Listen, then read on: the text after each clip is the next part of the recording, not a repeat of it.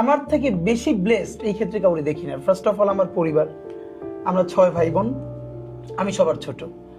আমার বড় ভাই উনি বাংলাদেশের একটা বিখ্যাত কামিল মাদ্রাসার প্রিন্সিপাল এবং বাংলাদেশ খুবই নাম করা একটা মসজিদের খতিব। আচ্ছা, এবং উনি একই ধারায় মাদ্রাসায় পড়াশোনা শেষ করে বোর্ড স্টান করেছেন, দেন আবার কুষ্টিয়া ইসলামিক ইউনিভার্সিটি থেকেও পড়াশোনা শেষ করে উনি গোল্ড মেডেল পেয়েছেন এবং পিএইচডি কমপ্লিট করেছেন ওখানে।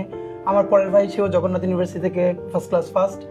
আমার বোন সে টিচার, সেও ইন্টারে মাদ্রাসায় সারা বাংলাদেশে মেয়েদের মধ্যে ফার্স্ট হয়েছিল। আমার আব্বা ছিলেন আমার কমিউনিটির, আমার জেলার খুবই সম্মানিত একজন আলেম।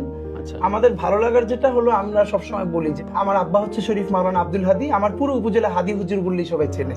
এবং আব্বার নামটা আমার নাম এখন পরিচিত হয়ে গেছে, আমার নামটা ছিল ওসমান বিন হাদি। আচ্ছা, তো এই যে সবাই এখন হাদি বলেই আমাকে চেনে, মেনলি হাদি আমার আব্বার নাম। তো এটা আমার জন্য খুব আনন্দেরও। এই জন্য এমনি দেখবেন যে আমার যারা আগে চেনে, আমার ফ্রেন্ডরা ওসমান নামে ডাকে, আর শেষে এখন লাস্ট নেম হিসাবে সবাই হাদি ডাকে।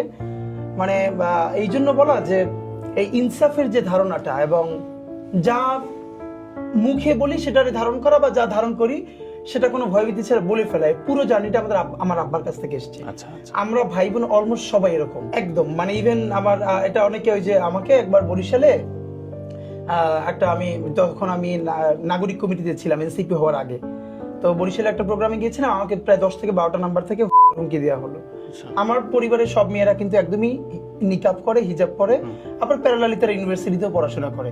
মানে সবার জার্নিটা এরকম, যেমন আমার এখনো দুটো ভাগ্নি ঢাকা ইউনিভার্সিটিতে পড়ে, ইন্টার পর্যন্ত মাদ্রাসায় পড়ে, ওরা একদম নিকাব হিজাব করেই যতদূর ভালো করা যায়।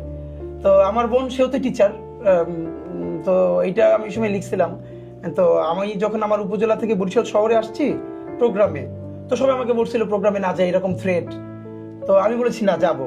তা আমার বোন একটা বড় বাংলা দা বাসা থেকে নিয়ে ব্যাগের মধ্যে সে আমাকে নিয়ে বরিশাল চলে আসছে।